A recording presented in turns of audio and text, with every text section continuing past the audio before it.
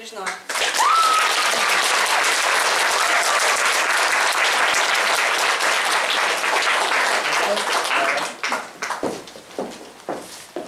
Fellow Toastmasters, how many of you consider our city a friendly place?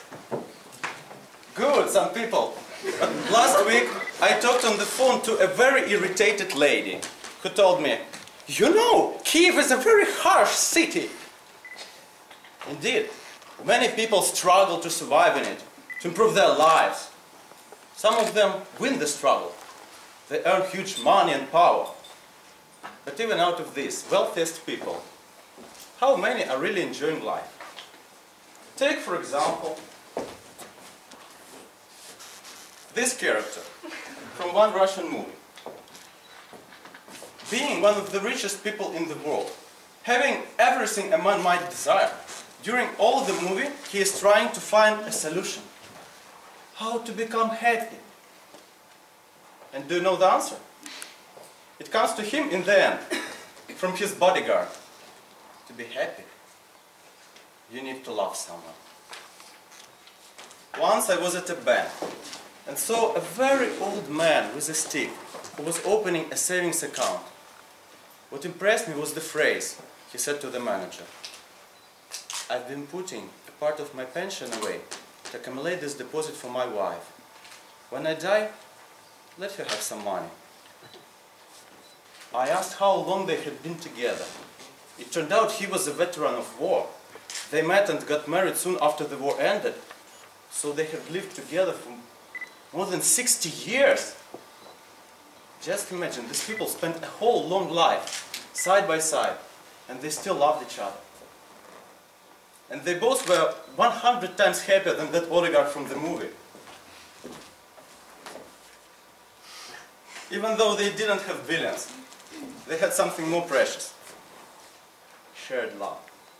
Something that I didn't have. As shortly before that, I had split up with my girlfriend. We broke up because I demanded too much from her. Yes, I am such. I wanted to change her the way I like. For example, I tried to make her quit smoking, and was very angry she wouldn't do that for me. But after meeting this great old man, another idea came to my mind.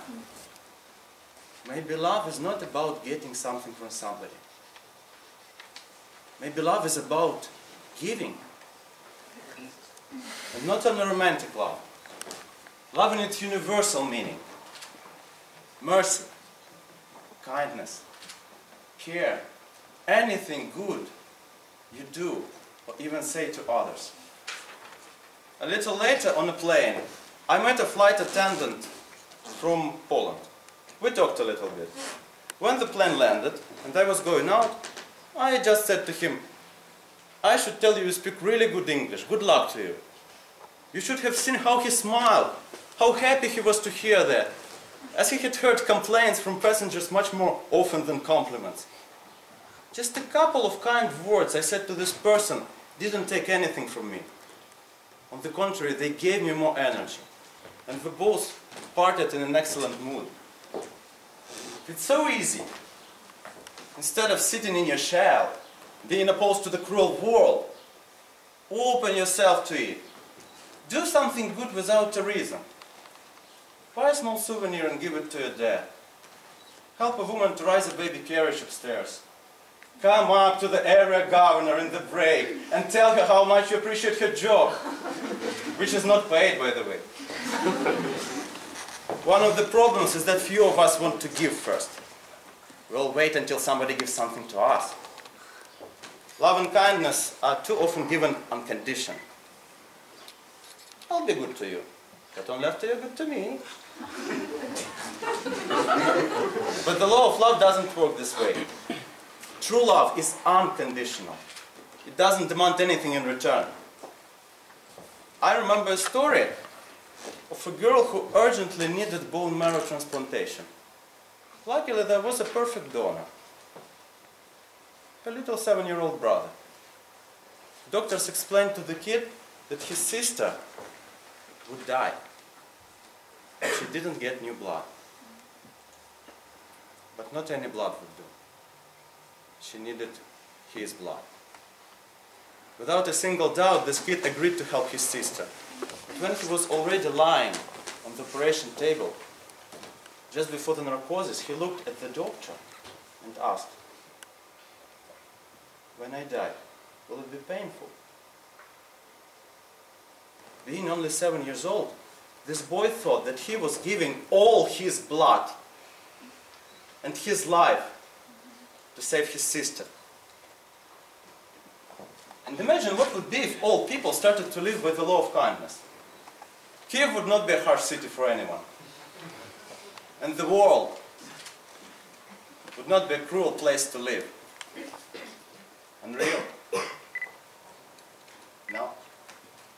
Each of us has the power to change the environment around us, to show others how easy it is, to make the first step. Just like the heroes of the musical, Les Miserables, who at the very end of the story sang, "Take my hand, I'll lead you to salvation. Take my love, for love is everlasting. And remember the truth that once was spoken. To love another person is to see the face of God."